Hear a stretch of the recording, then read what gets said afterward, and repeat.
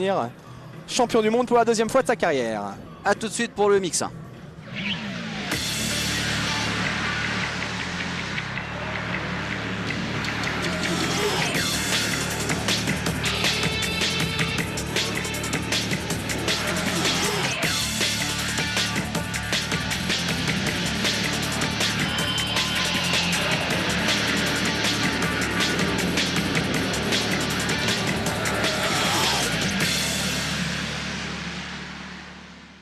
Allez, retour en direct, toujours à l'Europe pour le Grand Prix des Pays-Bas. Une semaine après le Grand Prix d'Irlande. Du sable, encore du sable, des vagues, des ornières, des trous, de la pluie. Un circuit totalement défoncé et un homme qui va se présenter derrière la grille avec un seul objectif. La victoire, une victoire qui pourrait lui permettre de décrocher une 100e victoire en championnat du monde. Cet homme, c'est Stefan Everts, bien évidemment. Il s'est fait déborder la semaine dernière un petit peu à la surprise générale par un Joshua Coppins venu d'ailleurs en deuxième manche. Survolté. Qui a mis un tour au 4e avec des chronos 6 à 7 secondes plus rapides que tout le monde dans le dernier tour. C'est vrai que ça paraît quand même assez énorme.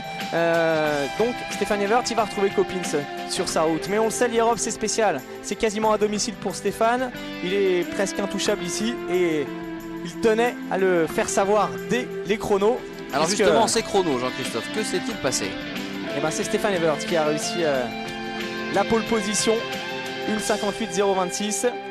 Très bon chrono également pour Steve Ramon, qui était pourtant incertain pour ce Grand Prix. Après ses chutes de la semaine dernière, il était un petit peu diminué tout au long de la semaine, mais il a quand même réussi malgré tout à sortir un gros chrono. 1:58.819. Donc seul Everts et Ramon sont descendus sous les 1:59. Ensuite on retrouve Ken De Dyker qui est à la lutte avec Steve Ramon maintenant pour la 3e place du championnat. Il est revenu la semaine dernière quasiment au contact de Steve Ramon. Donc la lutte Ramon De Dyker sera très intéressante à suivre aujourd'hui. Strybos 4e chrono, Coppins 5e. Kovalainen 6 devant Leox 7. Côté tricolore, Pascal Leray a réussi le 17e chrono, alors que Julien Vanni de son côté est le 33e et Franck Verhaeghe le 38e, Rodriguetin 40e. Donc les autres pilotes français pas qualifiés pour ce Grand Prix malheureusement. 2,05 pour Pascal Leray contre un 1,58 pour cet ogre de la catégorie, avec une petite accroche à son tableau de marche, puisque jusqu'à la semaine dernière il avait gagné tous les Grands Prix. Cet homme-là, eh bien, il aura en tout cas fait cette année 8 pole positions, 428 tours en tête des Grands Prix. Le deuxième homme qui a fait le plus de tours en tête, eh bien, c'est Josh Coppins à un petit tour, puisque ensuite le troisième, eh bien, c'est notre vénéré Sébastien Tortelli à qui on fait coucou. Attention à ce garçon, Ken De Dyker la semaine dernière extrêmement consistant, 3e en Irlande. Il était solide, rapide, et il se pourrait qu'avec son physique de bûcheron, eh bien, les sables ici de l'Europe puissent faire quelque chose d'intéressant. Ouais, De Dyker 4e du championnat, 9 points de retard seulement sur Steve Ramon. Steve Ramon le voilà, non c'est Strybos. Ramon, on le disait tout à l'heure, certes, 2e temps chrono, mais légèrement diminué physiquement, et un Ramon qui n'a pas brillé ce matin au warm-up. Strybos, lui, est 2e du championnat, avec 40 points d'avance sur son coéquipier. Il devrait réussir normalement un bon Grand Prix. Et de son côté, regardez, 3e, 2e, premier, qui arrêtera la montée en puissance de Josh Coppins. 7e du championnat, en ayant raté 1, 2, 3, 4, 5, 6, 7 manches. Ouais, 7 courses même. 7 courses, que dis-je, oui. Ça, c'est quand même vraiment impressionnant. Alors Marco Kovalainen qui a réussi un bon chrono, c'est un spécialiste du sable, il est dans le top 10. Après les essais chrono, à suivre donc la perf de Coppins qui a bien progressé dans le sable. Il est capable, Josh Coppins, d'aller chercher un bon résultat. De là, aller se mettre en travers de la route de Stefan Everts, ça semble un peu plus compliqué, mais la semaine dernière, il a réussi une telle performance que pourquoi pas. Bas Verhoeven sur la Kawasaki 9e, lui aussi c'est un spécialiste de la Silice. Barragan s'en est bien sorti, quasiment dans le top 10. Alors ce matin, Jean-Christophe, au warm-up, De Dyker a signé un magnifique 2,03 devant Stefan Everts 2,04, Josh Coppins 2,05 et Tanel Leog 2,06. Allez, cette première manche MX1 se précise. Qui devrait être très sympa, elle aussi. Oui, parce que il y a pas mal de spécialistes du sable. Allez, on espère autant d'intensité que lors du MX2 avec Ken de Dyker qui pourrait pourquoi pas créer la surprise. Troisième la semaine dernière de Dyker, en route pour aller chercher une place sur le podium final de ce mondial MX1. Le départ sera comme d'habitude important et c'est parti avec de Dyker à l'intérieur qui a réussi une sortie de ligne moyen et un nouveau all shot pour Josh Coppins. Coppins une nouvelle fois qui réussit un super départ avec tout de suite Stefan Evert sur ses talons. Stefan Evert qui va passer peut-être. Evert qui attaque immédiatement. C'est fait. C'est fait, c'est passé pour Stefan Evert. Et regardez le magnifique travail du motoclub qui a refait tout le départ. Ouais, et les difficultés commencent maintenant parce que là, ça n'a pas été refait. Avec Evert, les deux officiels Suzuki bien partis. De Dyker n'est pas trop mal. Alors vous savez, Stefan Evert, là, il a vraiment pas envie de laisser Josh Coppins faire quoi que ce soit d'autre que de terminer derrière. Allez, Ramon en troisième position. Steve Ramon, le voilà. On le répète, hein, la lutte entre Steve Ramon et de Dyker pour la troisième marche du championnat. De Dyker n'est pas loin derrière. On l'a aperçu sur la Honda Case numéro 9. Oui, de Dyker, lui qui joue effectivement une belle saison quand même du pilote Honda Case qui a eu quand même la lourde tâche de remplacer Josh Coppins durant toute la saison. Et bien, beau boulot et belle révélation dans ce championnat du monde. L'année prochaine d'ailleurs, il reste chez Honda Case. Ouais, avec Mike Brown comme coéquipier. Et ce sera forcément un des gros clients pour le titre mondial. De Dyker attaque Kevin Strybos. Derrière Wyatt Avis, bien parti également, le Sud-Africain, rapide dans le sable. Il avait brillé Wyatt Avis, ici même lors du motocross des nations, il y a 2 ans. On aperçoit la thème avec Antti Pironen. Tanello qui revient devant lui, c'est son coéquipier chez Kawa, Bas Verhoeven, le pilote hollandais, habitué du sable. Bas Verhoeven pourrait lui aussi, pourquoi pas être l'un des outsiders de cette course, alors que de Dyker met la pression tout de suite sur les épaules de Steve Ramon. Et Strybos qui est en train de répliquer. Steve Ramon qui jette un petit coup d'œil, mais c'est passé. De Dyker, impressionnant. Quel abattage, à la fin du premier tour. De Dyker qui vient de passer Ramon. Il a vraiment un physique en acier nitruré, ce de Dyker. Il est impressionnant. Et puis on le voit vraiment sur la moto. À mon avis, quand il klaxonne derrière, ça doit faire du vent. Et c'est ce qui s'est passé sur Steve Ramon. Il est un jockey un peu plus frêle. La pluie toujours présente, bien sûr, ici à l'Europe. Ramon avec Strybos sur ses talons. Wyatt Avis ensuite. Et tous les leaders du championnat aux avant-postes pour l'instant. Allez, on va revoir ce départ.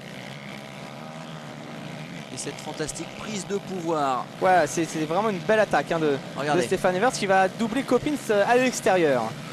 L'extérieur bien préparé en appui sur les cale-pieds. Et regardez déjà l'écart.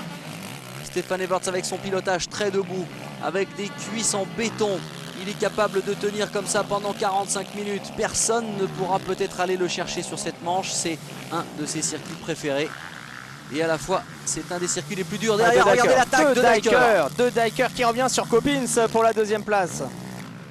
Il est impressionnant en ce moment, Ken de Dyker dans le sable. Il a pris 10 secondes au tour la semaine dernière, mais à mon avis, il n'a pas envie de faire la même ici dans le sable. Et regardez, il va se débarrasser littéralement de Josh Coppins. Allez, les grandes jambes de Dyker pour absorber toutes ces vagues de l'Europe. Coppins qui n'a pas dit son dernier mot. Coppins qui ne fait aucun cadeau à son coéquipier de chez Honda. Et de Dyker qui tente une nouvelle attaque ici à l'intérieur. Et cette fois-ci, c'est bon. C'est passé pour de Dyker, deuxième. Allez, les deux hommes du team Honda Case qui sont en train d'offrir un récital à leur team manager. Qu'est-ce que c'est beau quand ça va vite comme ça. Allez, de Dyker qui est sur les mêmes chronos, je pense, en ce moment que Stefan Evert. Il est sûrement pas très loin en termes de vitesse de pointe, car regardez, Stefan n'est pas très loin devant. Il est revenu, de Dyker était 5e tout à l'heure, déjà deuxième, petit coup d'œil. Coppins n'arrive pas à suivre le rythme en ce moment.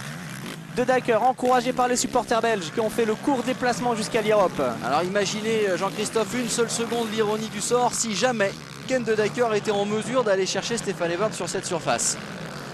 Ça serait évidemment terrible. Alors pour l'instant, Ramon et Strybos n'arrivent pas à suivre. Les deux hommes de chez Honda Case. Keep focus. Allez, reste concentré. Ouf.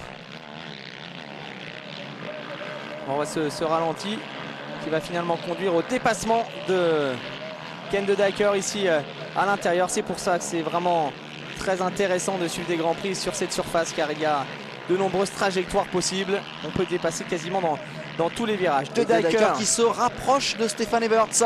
Ouais, problème pour Antti Pyronen. Il est reparti, Antti Pyronen, sur l'ATM. Allez, Jonathan Barragan qui est assez loin pour l'instant. Ouais, assez loin également Pascal Leray. 24e. Pascal Leray est lui aussi très loin. Pour le moment, le seul pilote tricolore qui a pris le départ de cette première manche MX1. A noter l'absence de Cédric Melotte, toujours diminué. On espère retrouver Cédric du côté du Grand Prix de France. Ah oui, Pascal vraiment 26e pour l'instant dans la manche. Et pour l'instant des chronos qui tombent avec un 2.10 pour Stefan Everts et un 2.09. On l'avait annoncé rapide pour Ken de Dijker. Attention au retour de Ken de Dijker. Ouais, belle course également de Bas Verhoeven, hein, le deuxième pilote Kawasaki. Le pilote hollandais qui vient de s'emparer de la 6e place. Il n'est pas très loin de Kevin Strijbos. Et le leader, on le retrouve, Stefan Everts, avec une bonne avance quand même. Hein. Il a creusé l'écart là.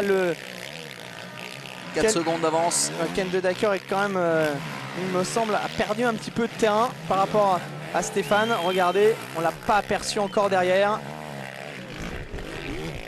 Ah, il n'a pas trop le choix Stéphane. Là, il va vraiment falloir partir vite et loin devant. Regardez ce saut immense qu'il vient de s'envoyer. Ah, normalement, hein, dans ces conditions, il est imbattable, Stefan Everts. Surtout qu'il a dû être piqué au vif la semaine dernière après avoir perdu le Grand Prix et la seconde manche face à Coppins. On connaît l'orgueil et le talent du garçon. Il a envie de répliquer. De son côté, de Dijker est toujours second. Coppins troisième. Un Coppins peut-être bientôt menacé par Steve Ramon. Et regardez le physique de Ken de Dijker, 2 secondes d'écart sur Ramon. Voilà ce qu'on est en train d'afficher. Ah, Josh Coppins, hein. Il l'a vu, Coppins. Ramon se rapproche en ce moment, alors que de Dijker lui continue de se retourner pour voir où se trouve Josh Coppins. Il a 6 secondes de retard sur Stefan Everts, Ken de Dijker. 5,941 exactement. Ah, et pour l'instant, pour de Dijker, hein, c'est vraiment une place parfaite. Ouais, Ramon se rapproche. Hein. Steve Ramon qui revient un peu sur Josh Coppins. Ramon, dans l'objectif, on l'a déjà dit, c'est de terminer sur le podium final du championnat. Il doit absolument se reprendre. Hein. 9 points le séparent seulement de Dijker qui est très en forme en cette fin de saison. Donc si Ramon pouvait revenir chercher Coppins là pour la 3e place, ce serait pas mal pour lui. Steve Ramon 418 points. Kevin Strijbos 458. Ken de Dijker 409. C'est vrai qu'il reste encore des choses jouables. Et de Dijker secrètement doit bien penser à cela. On assure également la performance de Manuel Prime qui s'en sort bien en ce moment. Manuel Prime qui est à la lutte avec Pascal Leray pour la 8e place du championnat. Il y a 3 points entre les deux hommes et Pascal pour l'instant n'est pas dans les points alors que le pilote belge occupe la 11e place. Pour l'instant, Pascal Leray rétrograderait à la 9e place hein, dans ce classement provisoire du mondial MX1. Allez, 2-10 dans le dernier tour pour Stefan Everts, 2-11 pour de Dijker. Les deux hommes sont quasiment dans les mêmes performances. Ouais, alors que Strijbos roule en 2-16, Verhoeven en 2-16. Les gros écarts hein, commencent déjà à apparaître entre Stefan Everts et ses poursuivants. Nous sommes toujours avec Steve Ramon ici. Steve Ramon qui a l'air de bien se déjouer hein, des pièges de cette piste. 2-12, 102, son meilleur tour. Et pour l'instant, l'homme qui aura signé la meilleure performance, eh bien, c'est de Dijker. Allez, Coppins en 3e position. On répète, Steve Ramon diminué physiquement. Il a fait des examens cette semaine. Il n'était vraiment pas très bien après sa chute du Grand Prix d'Irlande. Il n'était pas sûr de pouvoir s'aligner. Finalement, pour l'instant, il sauve bien les meubles. Même si de Dijker est devant lui, il est 4e à 3 secondes 6 de Josh Coppins. Steve Ramon qui sera toujours chez Suzuki l'année prochaine avec à ses côtés Kevin Strijbos. Alors, une petite information, là, on la redonne. Si vous n'étiez pas avec nous tout à l'heure lors de la première manche MX de Michael Pichon qui sera au départ du Grand Prix de France à Ernée pour le tout dernier Grand Prix de sa carrière au guidon d'une KTM officielle. Et ça, c'est très sympa. Retour sur Tanel Leok, l'un des hommes forts du début de championnat. Il a ensuite connu une passe un peu plus difficile, mais l'Estonien, lui aussi, est rapide dans le sable. Il est en train de se rapprocher de son coéquipier Bas Verhoeven. Ah, il vient en tout cas de se débarrasser de Wayatavis. Il est en 7e position. 6e place pour Verhoeven qui est juste devant avec la 2e Kawasaki. Tanel Leok, lui, devrait terminer 5e du championnat. Il repartira l'an prochain, toujours au guidon de cette Kawasaki d'usine, puisque Yann De Groot lui a renouvelé sa confiance avec à ses côtés un nouveau teammate en la personne de Billy Mackenzie. Ah oui, ça devrait faire des étincelles dans le team Kawasaki officiel. Et regardez avec la pluie maintenant qui s'est arrêtée, mais les projections de sable qui crépissent littéralement les pilotes. Donc forcément la visibilité moins bonne. Allez, Christophe Pourcel qui a pris sa douche, il est tranquille, il a retrouvé le sourire, un petit coucou à la caméra. C'est lui le leader du championnat, il a l'air frais, il a l'air bien, Christophe. Oh, il a l'air terriblement frais, vous voulez dire. Ah, ça c'est l'avantage de la fraîcheur et de la jeunesse, surtout. Bas Verhoeven 6e. Grand spécialiste de la Cilice, il faisait partie de l'équipe hollandaise du motocross des nations, ici même, à l'Europe, il y a 2 ans. C'est la Belgique qui s'était imposée dans les sables lors de cette édition du motocross des nations. Avec un podium français, l'équipe tricolore composée à l'époque de Michael Pichon, Antoine Méo et Sébastien Pourcel. Alors devant, il y a explication Jean-Christophe. Stéphane Evert vient de signer un 2:09 699. Ken De Dijker un 2:09 909. Ces deux garçons sont sur une autre planète. Allez, le voilà, Stéphane Everts. 23 minutes, plus de tours.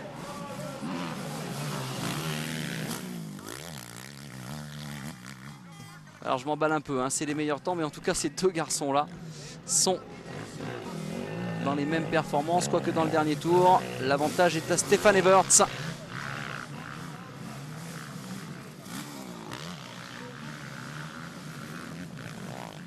Marco Kovalainen en difficulté.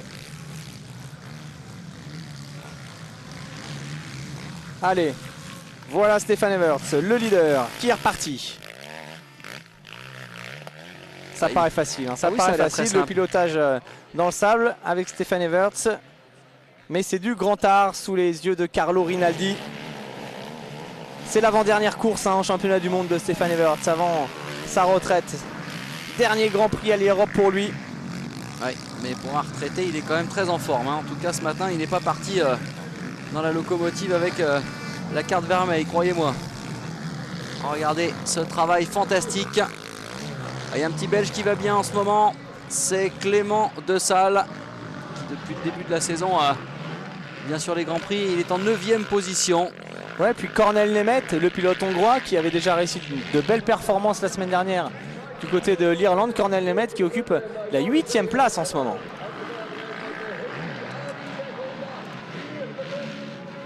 Et les réalisateurs qui nous proposent toujours de suivre le leader, Stéphane Everts. C'est vrai qu'il faut profiter quand même de ce pilotage exceptionnel. C'est une leçon à chaque fois, et qui plus est dans le sable. Peut-être 100 victoires au compteur ce soir au terme de ce Grand Prix des Pays-Bas pour Stéphane Everts. Imaginez-vous. Une petite chute ici. Ouais, c'est pour le spécialiste local. Toujours Kovalainen, je pense, en difficulté.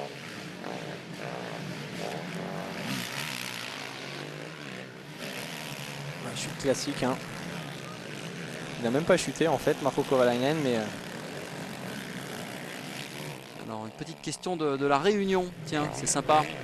Pourquoi des garçons comme Arnaud de Mester ainsi que les gros pilotes du Touquet ne viennent pas faire ce genre de Grand Prix? Eh bien parce que tout simplement, Dixit Stéphane Everts, c'est encore plus dur que le Touquet.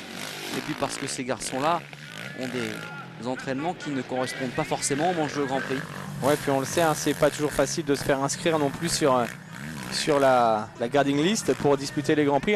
Pour un Grand Prix comme l'Europe, en fait, l'organisateur et la fédération privilégient les wildcards pour les pilotes locaux. Ce sera le cas également au Grand Prix de France, alors que Coppins revient sur De Decker. C'est peut-être la bagarre. Coppins qui n'a pas dit son dernier mot. Juste un petit mot sur les wildcards français qui seront présents à Ernée. En MX2, on retrouvera notamment Timothy Rooks, Marvin Musquin qui disputera le premier Grand Prix de sa carrière. Ça passe pour Coppins, c'est fait. Et puis en MX1, engagement de Vincent Turpin, notamment de Cyril Coulon qui seront là. Ça va être un beau Grand Prix pour les Français, ça c'est sûr. Et Coppins, Pierre-Yves, il a gagné la semaine dernière. Il n'avait pas envie de terminer sur la troisième marche du podium. Et une fois de plus, à l'énergie, Josh Coppins qui reprend la deuxième place et tout de suite en plus qui lâche Ken De Decker. Un De Decker bientôt sous la menace de Steve Ramon, alors que Brian Jorgensen jette l'éponge. Un Brian Jorgensen qui connaît une saison très difficile. Et le pilote danois qui a annoncé qu'il mettrait sûrement un terme à sa carrière à la fin de l'année, puisqu'il souffre du dos, il a du mal à trouver des solutions et ça devient trop dur pour lui de piloter à ce niveau-là. Donc malheureusement, c'est probablement l'une des dernières images de Brian Jorgensen qui a annoncé qu'il devrait peut-être faire quand même le motocross des nations, mais c'est difficile pour lui cette année. Allez, pour nous suivre sur internet, vous pouvez aussi taper abmotor.tv et nous suivre comme cela lors des directs. Allez, 18 minutes 53 plus de tours. Coppins, De Decker. La bagarre entre les deux coéquipiers de chez Honda Caz pour la deuxième place. Car devant, le maître Stefan Everts a fait la différence maintenant, alors que Steve Ramon est au bout là-bas, au guidon de la Suzuki, et qu'il va tenter de revenir, de s'approcher des deux coéquipiers de chez Honda. Un petit message pour vous, mon cher basketto, de Marvin Musquin, qui dit bien sûr qu'il roulera à Ernée. Et puis qui vous parle de la Coupe FIM, le championnat du monde junior. Il a terminé deuxième ex-aequo. Ouais, deuxième ex-aequo avec derrière des bons pilotes. Ex-aequo avec un garçon comme Rollins qui est qualifié aujourd'hui en Grand Prix, qui a même mis des points. Ça prouve que Marvin a vraiment passé un palier ces derniers temps. Il roule en junior au guidon d'une petite 125, en supercross avec une 254 temps. En élite avec une 254 ans, il a vraiment réussi de très belles choses depuis le début de la saison. Il ne faut pas oublier quand même que Marvin, il est champion de France cadet l'année dernière, donc c'est sa première saison en 254 ans et en 125. Vraiment, c'est un jeune très très prometteur. En plus, il est sympa, il est super spectaculaire, donc c'est cool qu'il nous envoie un petit mail. Donc on le retrouvera du côté d'Ernée avec un grand plaisir, en croisant les doigts pour qu'il puisse arracher la qualif. Un garçon comme Anthony Boissière avait disputé son premier Grand Prix à Ernée il y a quelques années. Il s'était qualifié. Donc je pense que Marvin a des chances, surtout que d'habitude il réussit souvent à prendre des bons départs. Donc pourquoi pas une bonne perte de Musquin du côté d'Ernée. Et surtout on le retrouvera en SX Tour, Marvin Musquin, puisque c'est le leader après les 3 premières épreuves disputées cet été devant Kunzing Vonksana. Les jeunes pilotes tricolores, c'est la relève. Musquin, Vonksana. Ah, c'est clair que ces garçons-là, on va en entendre parler assez longtemps. Il y a encore du boulot quand même avant d'arriver à ce niveau-là, au niveau de Coppins, de Stefan Everts, alors que nous sommes maintenant avec Pascal Leray, Pierre-Yves. Pascal qui connaît une course difficile 20e. Mais qui s'accroche, il revient, il est dans les points. 19e même. Il remonte, voilà, il vient de gagner une place aux dépens de Mike Trace. Alors Pascal Leray qui ne sait pas encore de quoi son avenir sera fait. Le team Honda Multitech a décidé d'arrêter en fin de saison. Pascal avait un contrat de 2 ans. Donc il a plusieurs pistes, notamment une piste du côté de Yamaha. Michele Rinaldi aimerait bien l'aider. Il y a pourquoi pas une opportunité chez Dixon. On en saura un peu plus dans les semaines qui viennent, mais on espère quand même que Pascalito retrouvera un bon guidon. Un garçon solide qui va pour la 2e année terminer dans le top 10 du mondial MX1. Il est monté sur des podiums l'année dernière.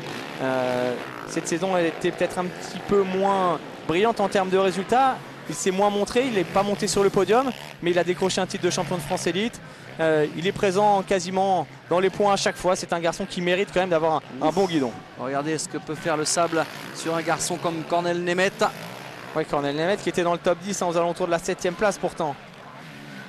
Il était 8e, Cornel Nemeth, est là sur le timing, eh bien il s'est un petit peu raté. C'est toute la difficulté du sable, les suspensions qui emmagasinent de l'inertie, et si on n'est pas au bon endroit au bon moment, eh bien on va à la faute. En tout cas, un garçon qui n'y va pas pour l'instant à la faute, mais plutôt à la victoire, c'est Stefan Everts. Il n'a pas eu le loisir de se retourner, et pour cause, il a 25 secondes d'avance sur Joshua Coppins.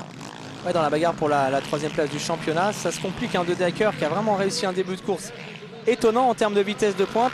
Physiquement, il baisse de rythme. Du coup, Steve Ramon est revenu vraiment sur ses talons.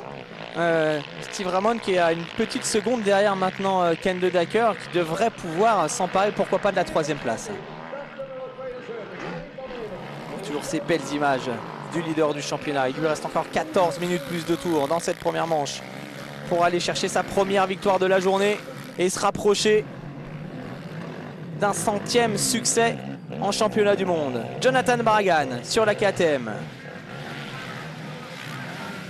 Alors Jonathan Barragan, on l'expliquait tout à l'heure, qui a testé cette semaine avec Mickaël Pichon. Il occupe la 10e place en ce moment. Jonathan, habituellement rapide, lui aussi dans ces conditions sablonneuses. Et qui sera le coéquipier de Philippe Hertz l'an prochain. Allez, chez KTM. 10e Jonathan Barragan qui fait une belle saison. Une belle saison avec surtout la lourde tâche de finir, de développer ce nouveau modèle KTM. Doté, on vous le rappelle, d'un démarreur électrique et puis d'un châssis un peu différent. Voilà, juste, il y a une petite rumeur un petit peu embêtante concernant Jonathan Barragan qui est apparu ces dernières semaines. Le pilote espagnol aurait été cité sur la fameuse liste du Dr Fuentes, la fameuse liste du dopage qui avait fait un grand bruit avant le départ du Tour de France et qui avait entraîné notamment la disqualification et l'exclusion de plusieurs pilotes et notamment de Jan Ullrich. Et bien sur cette liste, il y a de nombreux sportifs et une rumeur dirait que Jonathan Barragan ferait partie de cette liste. Alors bon, rien n'est avéré encore bien évidemment, mais bon, c'est toujours embêtant lorsqu'il y a des petites suspicions de dopage. Alors, on a eu des cas, c'est clair.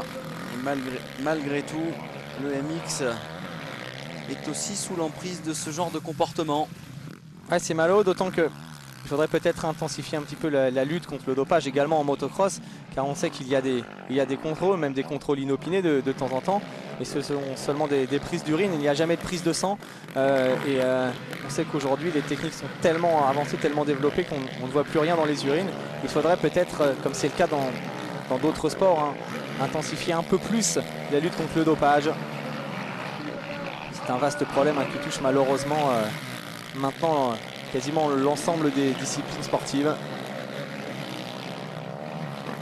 En tout cas, pour l'instant, Barragan se bagarre avec la Silise de l'Europe, alors que ce garçon-là est en train de voler au-dessus de ce sable qu'il chérit tant.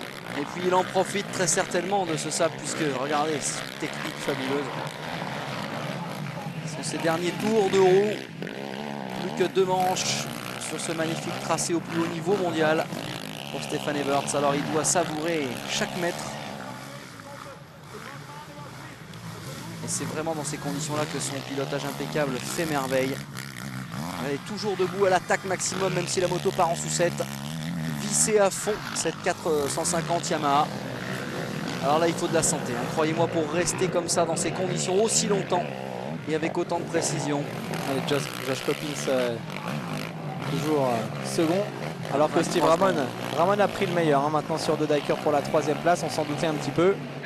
23 secondes d'avance pour Stefan Everts sur Coppins. Ouais, Pascal Leray en difficulté. Pascal Leray qui ne marquera probablement pas de points dans cette manche. Il vient de chuter, Pascal. On voit que la machine chauffe énormément. C'est difficile de redémarrer dans ces conditions. Les commissaires qui font leur travail. Il reste 11 minutes dans le temps réglementaire pour aller au bout de cette première bagarre en direct, bien sûr, du Grand Prix de l'Europe. Ce qui est très intéressant également. Encore une fois, on pense peut-être déjà un petit peu à l'an prochain. On sait qu'en 2007, Coppins sera chez Yamaha, il disposera de la meilleure machine du plateau quasiment, c'est Stefan Everts qui le dit lui-même, sa moto est exceptionnelle. Coppins aujourd'hui, une nouvelle fois, il va marquer les esprits. Pourquoi? Tout simplement car nous sommes dans un Grand Prix sablonneux, très difficile, réservé aux spécialistes. Et Coppins, il est devant tous les spécialistes habituels, certes derrière Stefan Everts, mais devant Ramon, devant De Decker, devant Strybos, devant tous les hommes, censés être ultra rapides dans le sable. Et qui est deuxième? Une nouvelle fois, c'est Josh Coppins. Donc, il va une fois de plus montrer que l'an prochain, l'homme à battre, ce sera lui, ce sera Joshua Coppins, car quelles que soient les conditions, il répond présent. Ah, ça c'est clair. Belle analyse Jean-Christophe, et c'est vrai que depuis son retour, son travail est de dire attention messieurs, l'année prochaine je serai au rendez-vous. En tout cas aujourd'hui il y est au rendez-vous. Certes avec un poil moins d'arrogance que la semaine dernière, mais quand même. Hein. Deuxième dans ces conditions. Et puis facile deuxième, un beau deuxième, tous les autres sont assez loin derrière.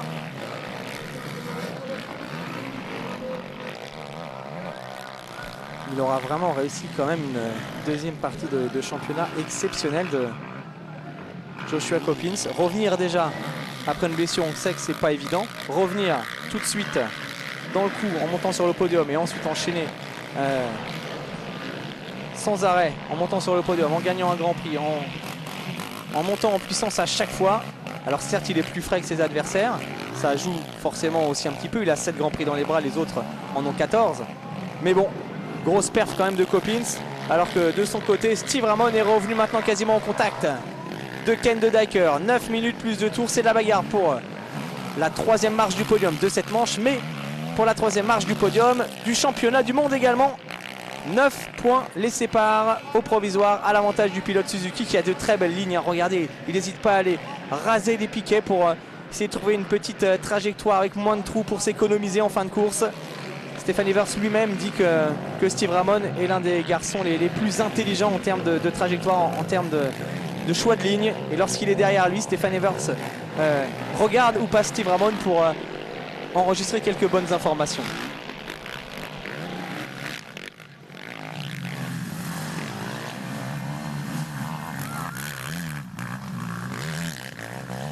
Et malgré ses bonnes lignes, de plus en plus, regardez ça.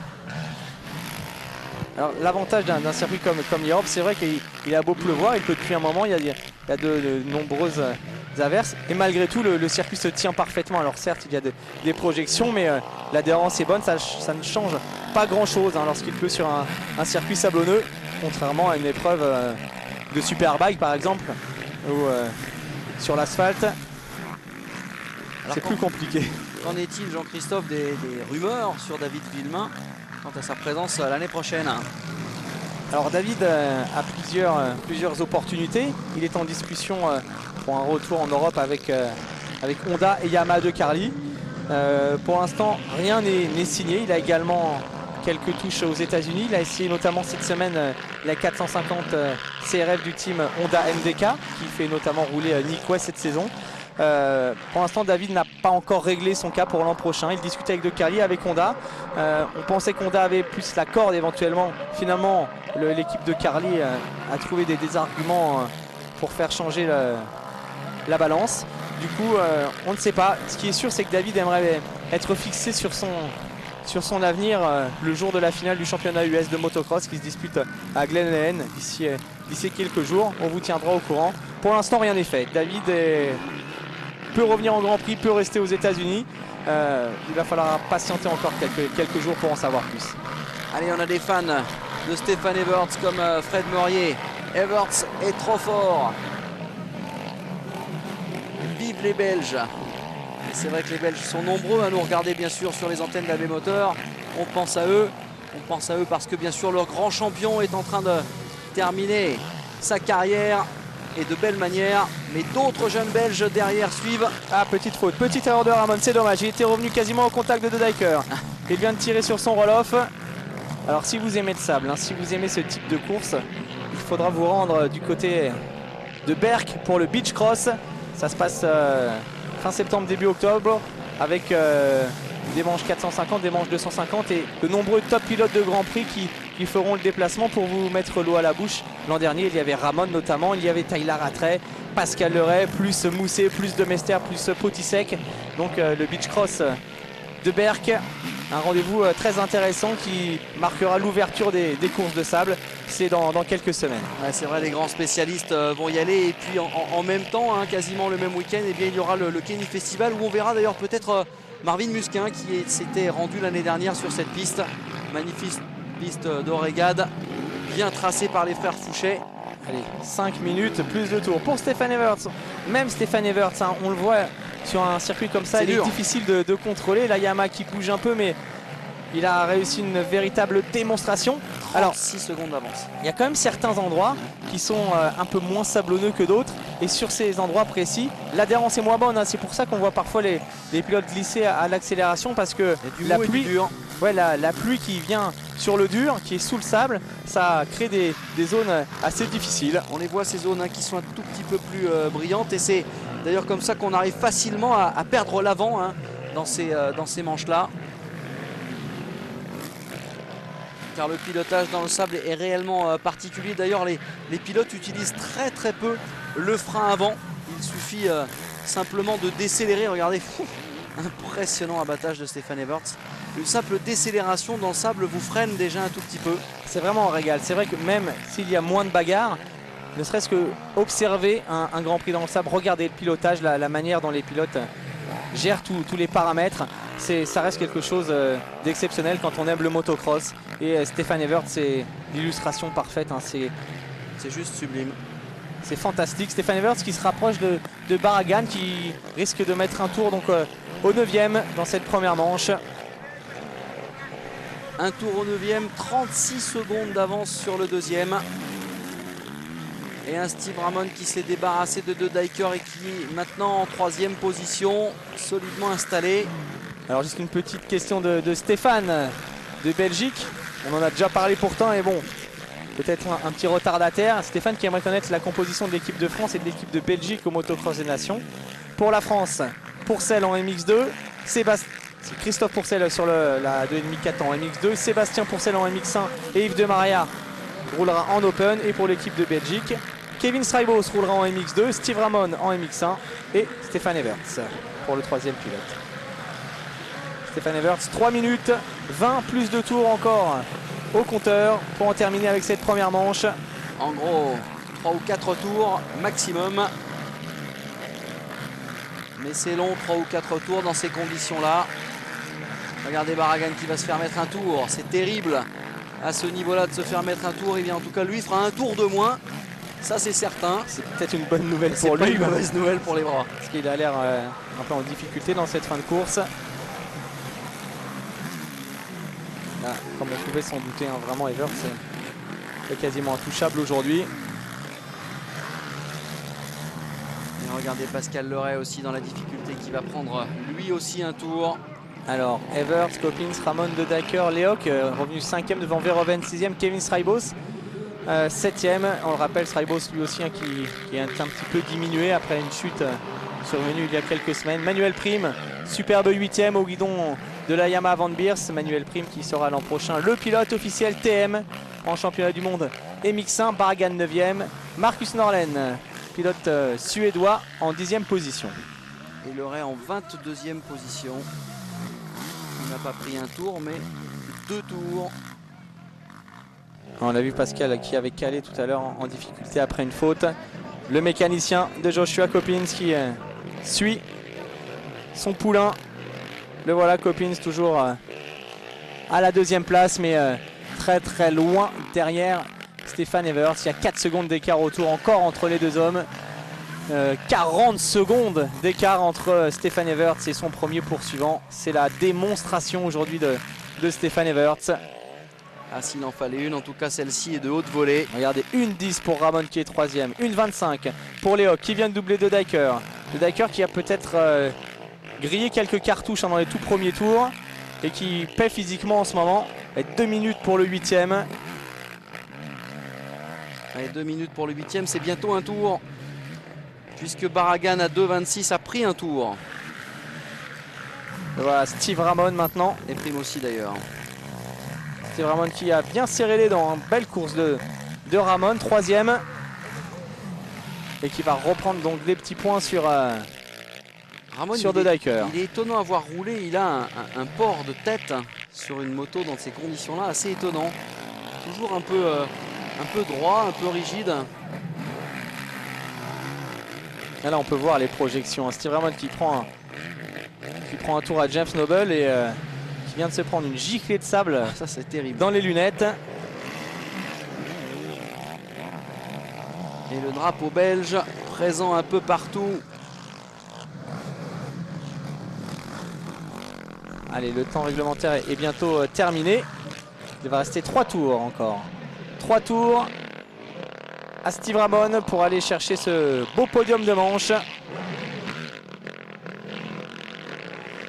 Alors si la saison de motocross touche à sa fin, il y aura encore de nombreux rendez-vous sympas. On parlait tout à l'heure du beach cross de Berck. Il va y avoir le SX Tour avec l'ouverture de la saison indoor du côté de Nice. Le Supercross de Bercy, bien évidemment, avec comme d'habitude un spectacle très intéressant. Et puis une course atypique également organisée par Jeremy McGrath aux États-Unis au mois d'octobre. Course de Supercross dans laquelle des rampes de FMX seront intégrées directement au tracé de Supercross. Donc ça risque d'offrir vraiment un spectacle assez intéressant. C'est une course sur invitation avec quasiment les 20 meilleurs pilotes de Supercross. Pastrana sera là, David Villemain est invité. On espère retrouver Ricky Carmichael, pourquoi pas James Stewart. Il y a 500 000 $ à gagner, donc forcément c'est motivant. Ça se passera du côté de Los Angeles et c'est la première organisation de Jeremy McGrath qui lui aussi bien évidemment prendra part à la course.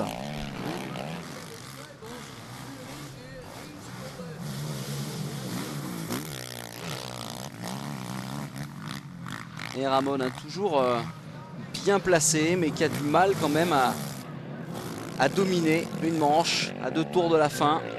Il n'aura jamais été réellement en mesure cette saison de s'imposer. C'est très bizarre parce que c'est vrai qu'il a un style assez fantastique et assez propre. Ça manque de brio, peut-être d'audace. Pas mal d'abandon, de cage, de chute aujourd'hui. Ouais, c'est vrai que le pilote tchèque, Michek Martin. Vous savez, quand on a plus d'énergie, on n'a plus de bras, c'est difficile de redémarrer ces 450. On en profite pour voir le dessin des pneus de moto dans le sable. Allez, Tanel Leoc a fait une belle course qui est revenu. Quatrième. Un petit mail de Roland Jérôme qui aimerait avoir plus d'informations sur l'emplacement du motocross des nations.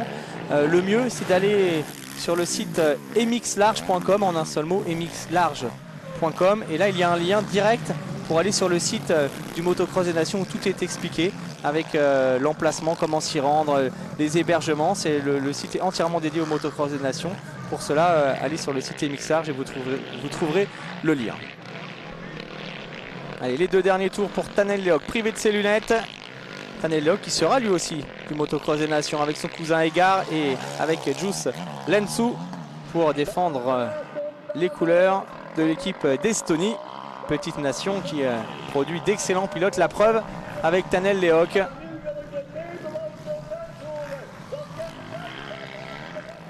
Les 2 derniers tours dans cette première manche pour le leader. Avec plus de 40 secondes d'avance, c'est la démonstration. On va dire que c'est confortable. Il a certes légèrement flanché la semaine dernière. Il remet tout de suite les points sur les i, Stéphane Everts. Et Everts qui, malgré sa domination, est toujours le plus rapide en piste en fin de manche. Et ça, c'est toujours extrêmement impressionnant. Et ça en dit long également sur la façon dont il a préparé ce rendez-vous de l'Europe. On est très détendu évidemment dans le clan Rinaldi. Alors la semaine dernière, il avait emporté la première manche, on s'en souvient. Mais il s'était fait souffler la deuxième et par la même occasion le Grand Prix. Ouais, mais en plus, c'est pas la sensation qu'il ait envie de rééditer l'exploit. Non, puis c'est vrai qu'il avait gagné la première manche, mais ça s'était joué à rien du tout, un demi-pneu. Coppins en première manche l'avait menacé jusqu'au bout. Et là, Coppins il est à 40 secondes. Donc c'est vrai qu'aujourd'hui, comme on pouvait s'y attendre, il n'y a pas photo entre Stéphane Everts et tous ses poursuivants. Alors que va devenir le team de Nicolas Aubin l'année prochaine. Nicolas Aubin, lui, devrait chercher un nouveau guidon pour repartir en championnat du monde MX2. Il était en contact notamment avec l'équipe de Luigi Segui, Yamaha JK Racing, mais pour l'instant rien n'est encore signé. Allez, les toutes dernières minutes, secondes même de course avec Stéphane Everts qui en termine. Stéphane Everts qui va bientôt prendre un tour à Manuel Prime, a priori, qu'on aperçoit sur la gauche là-bas. Manuel Prime numéro 36, 8e de cette première manche. Et lui aussi, il va peut-être un petit peu en rendre pour s'éviter un tour de plus. De toute façon, il n'y a strictement rien à faire devant autant de talent et de domination. Toutefois, quand on est 8e d'un Grand Prix et qu'on prend un tour, ça doit être un peu décourageant. Et ça en dit long sur le chemin à faire pour arriver au niveau de cet homme 10 fois champion du monde, Monsieur Grand Prix, qui va peut-être aller chercher sa 100e victoire ce soir, ici, dans les sables de l'Europe. Et le voici ce dernier tour de cette première manche, avec un Stefan Everts ici, quasiment en roue libre. Et un public omniprésent sur ce circuit de l'Europe, un motoclub très performant. Stéphane qui va chercher sa 23e victoire de manche depuis le début de l'année. Et il va tranquille, pratiquement comme s'il allait chercher une baguette de pain, ce qui était loin d'être le cas la semaine dernière. Allez, tranquille devant son staff. Le petit coup d'œil et le voici ce drapeau à damier. En toute sérénité, point levé. Et voici la première avec le doigt levé. Eh oui, sous les observations de son épouse. Allez, c'est fait. Maintenant, il faut attendre 39-38 secondes pour que Josh Coppins franchisse la ligne d'arrivée. Et De Dijker qui profite du dernier tour pour déborder Kevin Strijbos pour le gain de la 5e place. Ouais, De Dijker Strijbos en difficulté en fin de course quand même. De Dijker qui a même doublé Verhoeven. Il termine finalement 5e, Ken De Dijker. Il risque de terminer 5e. Voici Coppins qui en termine. Et oui, Coppins 2e une nouvelle fois dans ces Grands Prix. Et qui, comme vous le disiez très justement tout à l'heure, termine devant tous les grands spécialistes du sable. Encore une sacrée démonstration de cet homme qui va, dans maintenant 3 manches, peut-être 4 avec le Grand Prix des Nations, quitter Honda au profit de Yamaha. Et voici le 3e, Steve Ramon, qui a réussi une bonne opération dans l'optique du championnat. Il va conforter sa 3e place du provisoire, reprendre des points de Dijker. On devrait ensuite retrouver un Tanel Lehoc, un départ moyen pour le pilote Kawa. Il est bien revenu, termine 4e, c'est bien. Belle course de Tanel Lehoc. On a eu la chance de le voir un petit peu à l'œuvre tout à l'heure. Il termine devant De Dijker, Verhoeven, Strijbos 7e, Manuel Prime 8e, on l'a vu. Le voilà, Tanel Lehoc, De Dijker est derrière. Ah, il a l'air un petit peu épuisé, Tanel Lehoc.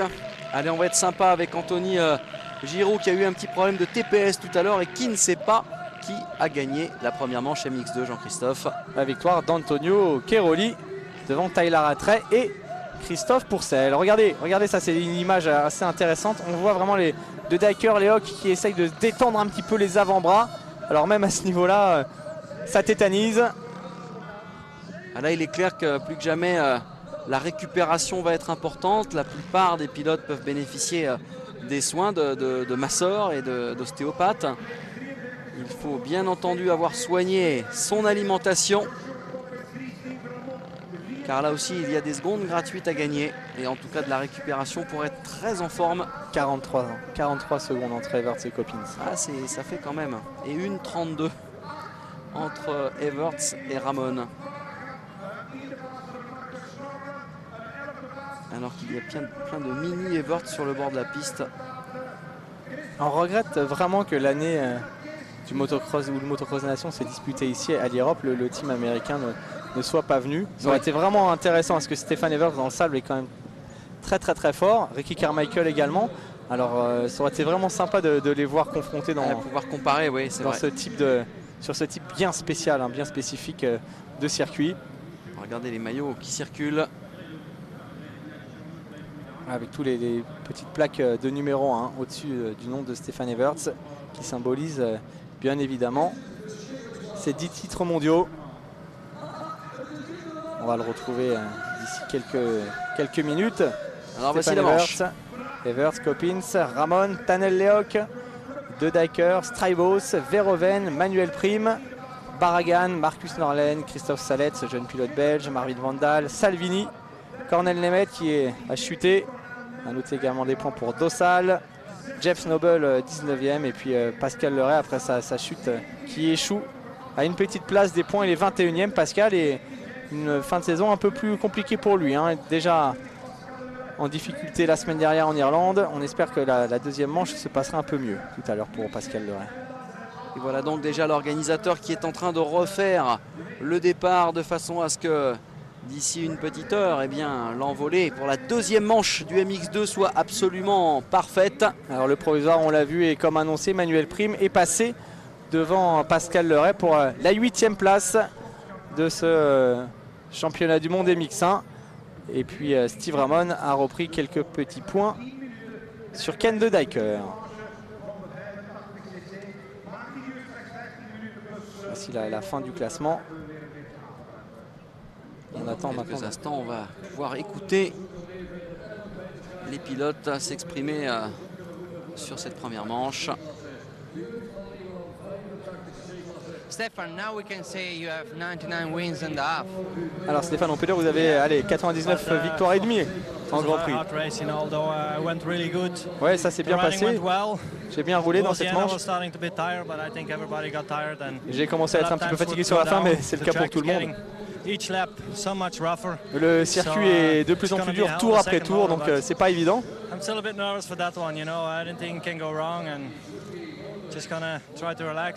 Il faut continuer à rester relax, ne pas célébrer cette 100e victoire qui n'est pas encore là et penser surtout à la deuxième manche. Voilà Stéphane Everts qui le dit lui-même, hein. Le circuit est plus dur tour après tour. Les secondes manches seront probablement terribles pour les organismes, c'est une évidence, d'autant que la pluie continue, le circuit est totalement détruit. C'est déjà impressionnant à l'image, sur place, pour les pilotes, c'est littéralement un enfer aujourd'hui. Ouais, puis Jean-Christophe, sur un circuit classique, on va dire que les pilotes font 20-22 tours en moyenne. Là, on fait 18 tours. Alors, encore une deuxième place, Joshua Coppins. Stéphane est trop fort aujourd'hui. Au début, j'étais pas très bien, je pilotais pas bien, je me battais avec ma moto. Et puis finalement, c'est revenu un peu. Je pensais pas pouvoir revenir sur de Dyker, c'est ce qui s'est produit pourtant. Après, j'ai trouvé des meilleures lignes. Et je pense malgré tout que je devrais être un petit peu mieux tout à l'heure dans la deuxième manche. Ouais, donc ce qu'on disait, c'est que là, les pilotes n'ont fait que 18 tours, là où ils en font à peu près 22 en moyenne. Donc c'est beaucoup plus lent. Hein. La semaine dernière, il roulait en 2 minutes, là ça roule en 2,09. Ouais, vous êtes blessé la semaine dernière et malgré tout vous réussissez le podium, c'était un bon résultat. Oui, effectivement, en troisième c'est pas mal. Malheureusement, je n'ai pas pu rouler aussi bien que d'habitude après ma chute de la semaine dernière. J'ai un petit peu galéré cette semaine. Mais je veux vraiment défendre ma 3e place du championnat, donc il fallait se battre aujourd'hui pour aller chercher des bons points.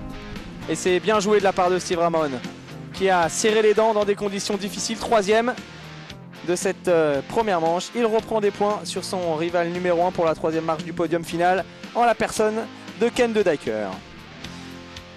À la fois, il n'avait pas trop le choix, le Steve Ramon. Il fallait absolument déterrer la hache de guerre. Et c'est ce qu'il a fait. Impressionnant quand même, hein, le public et le monde sur cette épreuve. Le motocross qui fait donc toujours recette là-haut. Et on revoit donc ce magnifique Grand Prix, cette magnifique première manche avec une envolée de Josh Coppins, abonné maintenant en wall shot, mais tout de suite derrière Stéphane Everts, regardez, qui va tout de suite prendre le meilleur et partir loin devant. Derrière, bagarre entre Ken de Dyker et Josh Coppins. De Dyker qui va s'envoler, mais Coppins reviendra finalement. Belle course de Steve Ramon qui lui aussi va se rapprocher du top 3. Coppins à mi-course fait la jonction avec Ken de Dyker. Il va déborder son coéquipier. Derrière, une chute impressionnante pour le Hongrois Cornel Nemeth. Et puis Josh Coppins qui va bien rester à cette place. Et Steve Ramon bien finir surtout cette manche en 3e position. Pendant ce temps-là, Everts va aller chercher une première victoire de manche. Il ne lui en manque plus qu'une pour passer la barre des 100.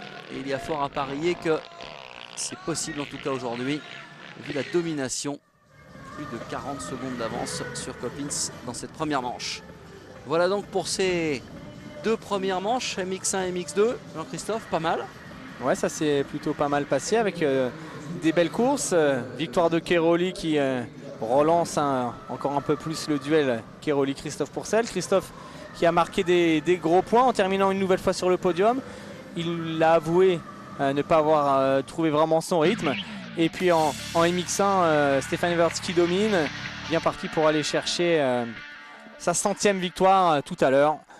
Avant de se quitter, on va faire un petit tour peut-être dans le paddock pour vous présenter le team Honda RWJ qui fait rouler notamment James Noble. Voici Colin Reed, le team manager, qui nous explique que cette année la saison a été quand même assez difficile avec des bonnes choses et des moins bonnes.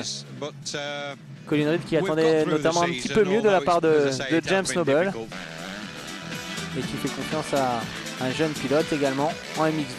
Donc c'est la première année chez les professionnels. Voici Elliott Banks. Voilà, pour moi c'est ma première saison en MX2 en championnat du monde. C'est ma première année chez les pros. Première année en Grand Prix. Alors c'est sûr pour l'instant je n'ai pas obtenu d'excellents résultats, mais j'espère que ça se passera mieux en fin de saison. J'ai parfois pas eu trop de chance, mais j'arrive quand même régulièrement à me qualifier. Pour moi c'est un petit peu un mix de bons et de moins bons cette année. J'ai réussi quelques bonnes manches, notamment à Namur dans la seconde manche où j'ai terminé 6e. C'était mon meilleur résultat de la saison, en me battant avec des garçons comme Cédric Melotte notamment. Maintenant j'espère progresser d'ici la fin d'année. Et un team qui met du matériel top niveau. Ouais, je suis plutôt satisfait des performances de James Noble, même si je pense qu'il a quand même le potentiel pour faire un petit peu mieux. Concernant Elliott, notre jeune pilote, c'est une année d'apprentissage. Il a plutôt réussi de belles courses en championnat d'Angleterre. Il a plus de difficultés cette année en mondial, mais je pense que l'an prochain, c'est un garçon qui pourrait bien progresser. Voilà James Noble qui porte la plaque numéro 10 cette saison. Et puis il y a un autre pilote que l'on va découvrir. Il est espagnol, Aaron Bernardez, qui roule également pour RWJ. Depuis quelques semaines, Aaron Bernardez qui va de son côté tenter de progresser dans la hiérarchie, de marquer quelques bons points d'ici la fin d'année. Un pilote espagnol qui est quand même nettement moins rapide que son compatriote Jonathan Barragan.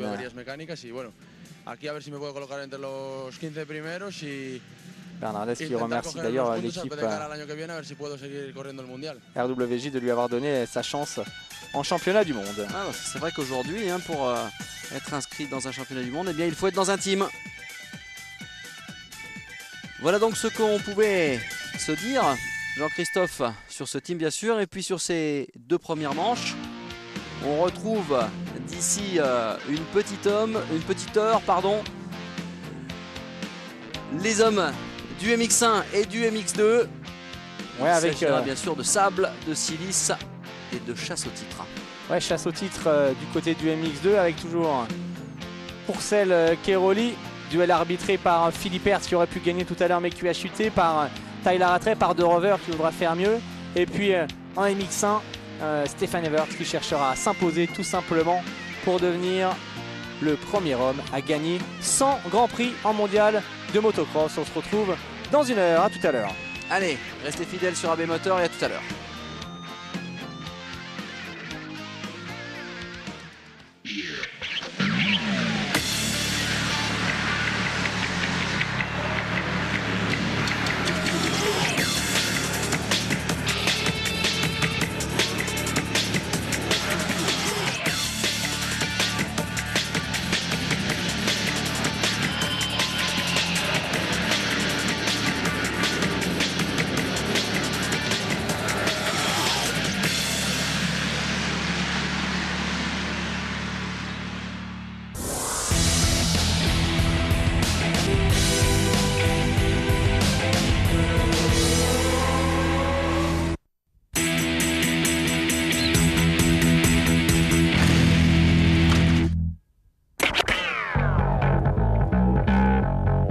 Papa, un nom bien connu dans le monde du trial. Une entreprise qui n'hésite pas à innover, la preuve avec ce vélo à moteur appelé Fortrix Explication.